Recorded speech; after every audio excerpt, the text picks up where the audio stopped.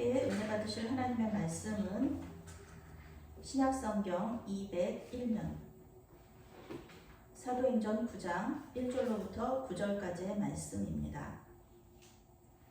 사도행전 9장 1절로부터 9절 말씀입니다. 신약성경 201명입니다.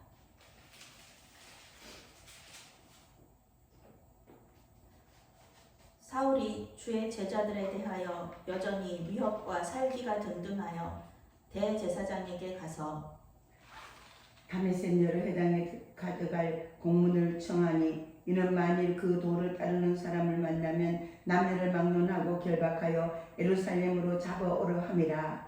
사울이 길을 가다가 다메섹에 가까이 이르더니 호련히 하늘로부터 빛이 그를 둘러 비추는지라. 땅이 엎드러져 들음에 소리가 있어 이르시되 사울아 사울아 내가 어찌하여 나를 박대하느냐 하시거늘 대답하되 주여 누구시니까? 이르시되 나는 내가 박해하는 예수라. 너는 일어나 시내로 들어가라 내가 행할 것을 내게 이를 자가 있느니라 하시니 같이 가던 사람들은 소리만 듣고 아무도 보지 못하여 말을 못하고 서 있더라. 사울이 땅에서 일어나 눈을 떴으나 아무것도 보지 못하고 사람의 손에 끌려 다메섹으로 들어가서 함께 있습니다. 사흘 동안 보지 못하고 먹지도 마시지도 아니하니라. 아멘.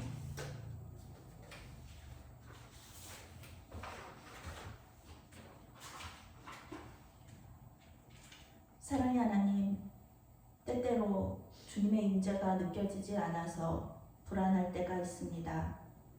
그때마다 주님께서는 존재감을 드러내시며 우리와 함께하고 계심을 알려주십니다. 주님의 은혜에 감사를 드립니다. 아멘. 특별히 이 시간 말씀 가운데 임하여 주시옵소서. 아멘. 주님의 사랑과 은혜를 깨닫고 감사하는 시간이 되게 하여 주시옵소서. 아멘. 예수님의 이름으로 기도합니다. 아멘. 빛 가운데 서다라는 제목으로 말씀 전할 때에 많은 은혜 받으시기 바랍니다. 아멘. 오늘의 중심 성구 핵심 주제는 다메섹으로 가는 사울에게 대한 이야기인데요. 주님께서는 우리에게 말씀하신다라는 핵심 주제를 가지고 있습니다. 오늘 성경은 우리가 잘 아는 사건을 말해주고 있습니다. 바로 교회의 원수였던 사울이 예수님을 만나는 이야기입니다. 8장에서 사도행전의 저자인 누가는 사마리아와 또 에디오피아 내시가 복음을 듣고 회심하는 과정과 그 결과를 전해주었습니다. 이제 누가는 절대로 복음을 받아들이지 않을 사람, 사마리아도 그렇고 에디오피아도 그렇고 절대 복음을 받아들이지 않을 것 같았는데 그 나라의 사람들이 이제 복음을 듣고 회심하는 과정을 보여주었죠. 이제 절대 복음을 받아들이지 않을 사람, 그 사람이 회심하는 모습을 보여주면서 땅끝까지 이 복음을 전하시려는 하나님의 열심을 우리에게 증거하고 있습니다. 사실 바울처럼 열심히 하나님을 사랑하고 또 그분께 충성한 사람이 없습니다. 그는 회심하기 전에도 정말 하나님께 열심이었습니다. 문제는 그 열심과 충성이 잘못된 사랑에서 나왔다는 것입니다. 1절과 2절 말씀 함께 읽겠습니다. 사울이 주의 제자들에 대하여 여전히 위협과 살기가 등등하여 대제사장에게 가서 다메섹 여러 회당에 가져갈 공문을 청하니 이는 만일 그 도를 따르는 사람을 만나면 남녀를 막론하고 결박하여 예루살렘으로 잡아오려 함이라. 아멘. 네, 사울은 하나님에 대한 잘못된 사랑으로 교회를 박해했습니다. 교회를 박해하는 것이 하나님에 대한 사랑을 나타내는 것이라고 생각했기 때문에 그렇습니다.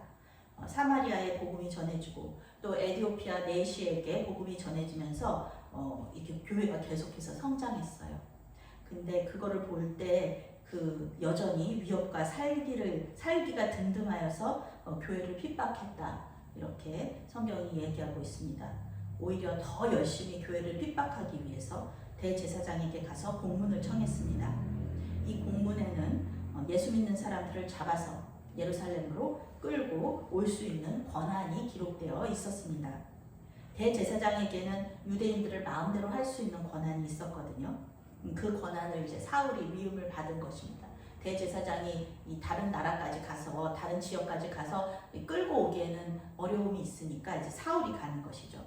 로마의 식민지로 어려운 시대를 살아가는 이 유대인들이 같은 유대 민족으로서 웬만하면은 이렇게까지 하지 않을 법도 한데 하나님을 향한 그 잘못된 열심이 사울을 이렇게 만든 것입니다.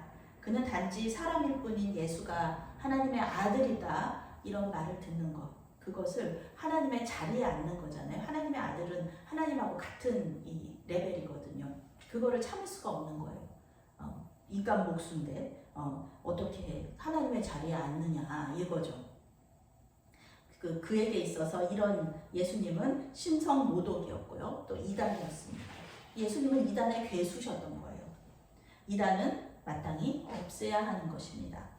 그는 이 예수 이단을 없애기 위해서 박해를 피해서 다메섹으로 이렇게 이사를 간 사람들이 있었거든요. 다메섹으로 떠난 유대인을 잡으려고 여행을 떠나게 됩니다. 다메섹은 지금의 다마스커스 다메섹이죠. 시리아의 수도죠. 예루살렘에서 약 280km 정도 떨어진 고대 도시입니다. 학자들은 당시에 약 4만 명의 유대인들이 이곳에 살았었다. 그리고 30여 개의 회당이 있었다. 이렇게 말하고 있습니다. 회당이라는 것은 뭐 교회 예배만 드리는 곳이 아니라 학교도 있고 뭐 그 안에서 회의도 하고 그러는 유대인 공동체의 어떤 중심지인데 그것이 40개가 있었다 그러면은 굉장히 큰 유대인 공동체가 있었던 거죠. 다메섹은 지금도 그렇지만 주요 상업 도시이기 때문에 로마의 다른 도시들하고 연결되어 있었습니다. 다메섹에 복음이 들어갔다는 것은요, 로마의 다른 도시들로 복음이 전파되었다 이런 이야기입니다. 길이 다 나 있어요. 모든 길은 로마를 통한다고 하죠. 다메섹에서도 로마로 가는 길이 나 있었습니다. 사울은 이렇게 복음이 로마의 다른 도시들로 전파되는 것을 막기 위해서도 이 다메섹에 있는 그 유대인들을 잡아야겠다. 메시아니 그 주스죠. 그래서 예수님을 믿는 유대인들을 다 잡아가려고 막 살기 등등해가지고 다메섹으로 가는 거죠. 공문을 가지고 가는 겁니다. 다메섹까지는 이제 걸어서 4일에서 6일 정도 걸리는 그런 거리입니다. 그러니까 예루살렘하고 다메섹은 굉장히 좀 가까운 곳이죠. 이 사건을 그린 성화들이 있어요. 성화들이 말이 등장하기도 하거든요. 말에서 떨어진 거. 그래서 그 다메섹 가면은 다메섹으로 들어가기 전에 그 도시 외곽에 성 외곽에 그 기념교회가 있어요. 그 기념교회가 어떤 기념이냐면은 그 사울이 말에서 떨어진 그 자리, 그곳을 기념하기 위해서 이제 교회당이 서 있거든요. 이제 그런데 그 교회를 관리하는 사람들은 유대인이 아닙니다. 하도 이렇게 성지순례처럼 순례하는 사람들이 많으니까 무슬림들이 거기를 관리하고 있어요. 어쨌든 말이 등장하기도 하는 그 성화들이 있는데 사실 성경에는 사울이 말을 탔다 그런 내용은 없습니다. 우리가 이제 오해하고 있는 부분 중에 하나인데요. 사울이 말을 타고 갔다는 말은 없습니다. 그런데 사울이 다메섹에 거의 도착했을 때 아주 놀라운 일이 벌어집니다. 그 성문으로 들어가기 직전이에요. 거의 다 왔어요. 그때 이제 이런 일이 벌어지는 거죠. 3절로부터 6절까지 함께 읽습니다. 사울이 길을 가다가 다메섹에 가까이 이르더니 홀령이 하늘로부터 빛이 그를 둘러 비추는지라. 땅에 엎드러져 들음에 소리가 있어 이르시되 사울아 사울아 네가 어찌하여 나를 박해하느냐 하시거늘 대답하되 주여 누구시니까. 이르시되 나는 네가 박해하는 예수라. 너는 일어나 시내로 들어가라. 내가 행할 것을 내게 알 자가 있느니라 하시니. 아멘. 갑자기 하늘에서 빛이 번쩍이면서 그의 둘레를 환히 비추는 그런 아주 놀라운 경험을 하게 됩니다. 히브리인 중에 히브리인이면서 또 바리새인 중에 바리새인인 사울이 이런 그 사건이 언제 벌어지는지 그는 잘 알고 있었습니다. 왜냐하면 성경에서 이런 것은 하나님의 임재가 있을 때 이런 사건들이 일어났어요. 실제로 모세가 불타는 떨기나무 가운데 임재하신 하나님을 이런 식으로 만났습니다.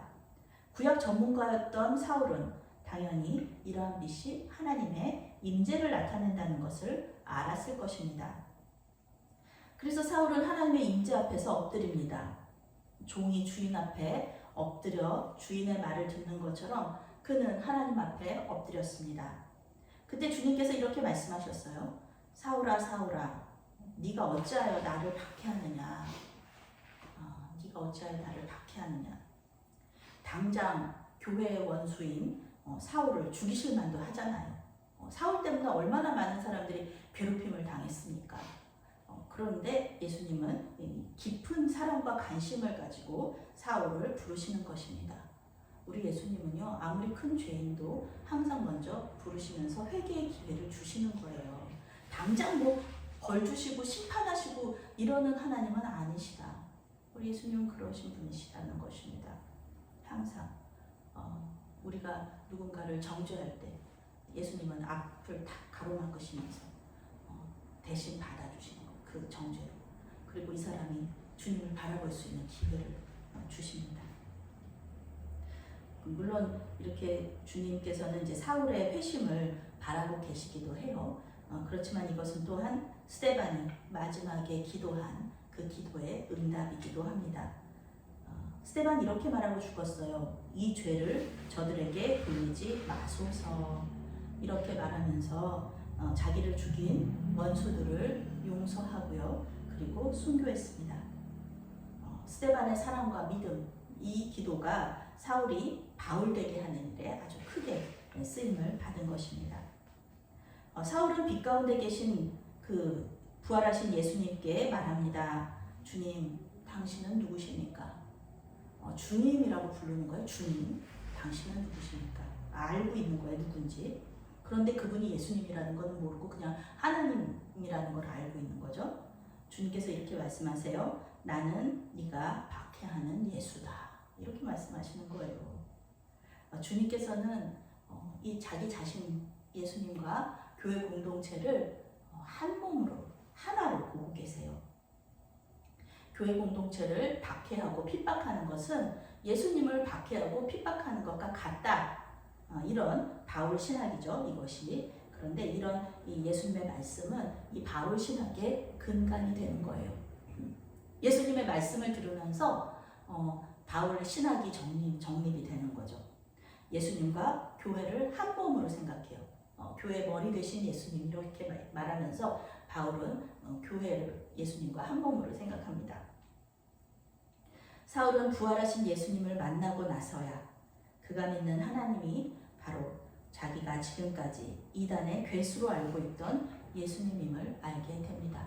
삼위일체 하나님을 우리가 믿고 고백하죠. 우리 하나님, 또 예수님, 또 성령 하나님, 이 세 분은 항상 한 분이신데 이때 얘기하시잖아요. 자기가 하나님을 향한 열심을 가지고 핍박했는데 그러면 뭐 삼신이라 그러면 하나님만 핍박하는 건데 우리 예수님은 핍박하지 않는 건데 또는 예수님은 핍박하는데 하나님은 핍박하지 않는 건데 이런 거 아니에요. 삼위일체 하나님이시기 때문에 하나님 아버지와 우리 예수님과 성령님 한 분이시니까 그 예수님을 핍박하는 것은 사도 바울이 그렇게 사랑으로 열정으로 사랑했던 하나님을 핍박하는 것, 성부 하나님을 핍박하는 거랑 똑같은 겁니다. 그래서 자기가 하나님을 향한 열심을 가지고 핍박했던 것이 이 하나님을 내가 핍박했었구나 이걸 깨닫게 되는 거예요. 잘못했다. 의인이었던 스데반을 죽이는데 그 찬성했던 자기가 살인자구나. 내가 하나님을 핍박했구나. 내가 잘못했구나. 그는 아주 큰 충격을 받고 말았습니다. 자기의 지금까지의 열심이 정말 아무것도 아닌 오히려 열심이라고 생각했고 사랑이라고 생각했던 것이 죄가 되어버린 그런 상황이죠. 예수님은 사울에게 일어나서 시내로 들어가라 이렇게 말씀하십니다. 사울이 부활하신 예수님을 만난 곳은 다메섹 도시 아닙니다. 도시 밖에서 만났어요. 도시로 들어가기 직전에. 아직 이 도시 안으로 들어가기 전에 이런 일이 벌어진 것이죠. 예수님은 다메섹이 도시 안으로 들어가면 사울이 해야 할 일을 말해줄 사람이 있다 이렇게 말씀을 하셨습니다. 7절부터 9절까지 말씀 함께 읽겠습니다. 같이 가던 사람들은 소리만 듣고 아무도 보지 못하여 말을 못하고 서 있더라. 사울이 땅에서 일어나 눈을 떴으나 아무것도 보지 못하고 사람의 손에 끌려 다메섹으로 들어가서 사흘 동안 보지 못하고 먹지도 마시지도 아니하니라. 아멘. 그런데 참 이상한 일이에요. 성경은 사울과 함께 다메섹으로 가던 일행이 있었다고 하거든요. 성화를 보면서도 그래요. 그 사울 혼자 막 뭐 엎드리고 막 눈 못 보고 막 그러고 주변에 있는 사람들은 전혀 저 사람 왜 그러지? 이런 상황에 그런 그림들이에요. 다메섹으로 가던 그 같은 일행들은 소리만 들었어요. 소리도 예수님의 소리가 정확하게 들리지 않았어요. 사울만 이렇게 큰 빛 가운데서 그렇게 예수님을 만나는 거예요. 예수님의 목소리만 듣고 부활하신 예수님의 모습은 보지 못했다. 뭐 그런 말이 아닙니다. 소리는 들었다 그러지만 그 소리도 무슨 소리인지 모르고 사울 혼자 그렇게 혼자 이렇게 행동하는 것을 보고 놀랐다는 거예요. 그들은 갑자기 놀라서 엎드려 있는 그 사울을 보면서 무척 당황했을 것입니다. 그런데 더 당황스러운 일이 벌어지는 거예요. 혼자서 막 엎드리고 구르고 막 그러다가 누구랑 같이 얘기하고 막 이러다가 갑자기 일어났는데 눈을 뜨기는 했는데 보지를 못하는 거예요. 방금 전까지만 해도 시력에 아무 문제가 없었어요. 그런데 이 일을 겪으면서 갑자기 장님이 돼버린 겁니다. 사울은 사람들의 손에 이끌려서 다메섹으로 들어갔다. 이렇게 성경이 우리에게 이야기해주고 있습니다. 사흘 동안 장님이 되어서요. 아무것도 보지 못하고 아무것도 먹지도 못하고 아무것도 마시지도 않으면서 주님께서 보내주실 그 사람, 내가 이제부터 무엇을 해야 하나 그것을 기다리면서 계속 하나님을 바라보고 하나님께 기도하고 회개하는 시간을 갖게 됩니다. 오늘 우리가 전혀 생각하지도 못한 방식으로 교회를 보호하시는 하나님의 모습을 발견할 수 있습니다. 얼마나 많은 초대교회 교인들이 사울을 놓고 기도했을까요? 하나님, 저 사울 좀 어떻게 해주세요. 우리가 저 사울 때문에 아무것도 못하겠습니다. 복음 전파를 해야 되는데 저 사람이 저렇게 방해가 됩니다. 이렇게 기도했을 거예요. 교회 원수이면서 복음의 회방꾼인 사울을 좀 어떻게 해달라 이렇게 기도하지 않았을까요?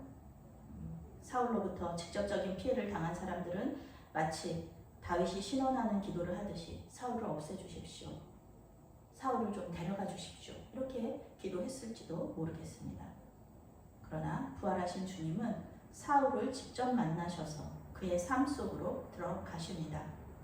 그리고 교회의 원수이면서 복음의 회방꾼인 이 사도 바울을 이 사울 청년을 바꿔 놓으십니다. 인생을 바꿔 놓으십니다. 복음을 위해서라면 목숨까지도 아까워하지 않는 그런 사도 바울로 거듭나게 만드시는 것입니다. 이것이 하나님의 방식이며 하나님의 능력입니다. 주님은 지금도 핍박받는 교회를 위해서 일하고 있습니다. 우리는 뭔가 좀 착각할 때가 있어요. 교회의 일, 하나님의 일, 이거를 우리가 한다 생각하면서 우리 없으면은 아이고 이거 어떡하나 이 일을 다 내가 한다 막 이렇게 생각하면서 마음속으로 교만할 때가 있거든요. 그런데 우리 주님께서는 이사야 말씀에서도 얘기하시고요. 또 그 에스겔 말씀에서도 우리에게 얘기하세요. 내 일은 내가 한다. 나의 일은 내가 한다. 내 말이 하고요. 하나님의 말씀이 하시고요. 하나님의 영이 하시는 거예요. 아멘. 우리는 열심히 막 애쓰고 막 그러지만 사실 모든 하나님의 일은 하나님이 하시는 겁니다. 오늘 보세요. 오늘 말씀에서도 보세요. 교회의 최고 원수인 사도 바울을 변화시키는 일. 이거를 누가 합니까? 예수님께서 직접 하시는 거예요. 하나님께서는 우리에게 말씀하세요. 애쓰지 마라. 내가 한다.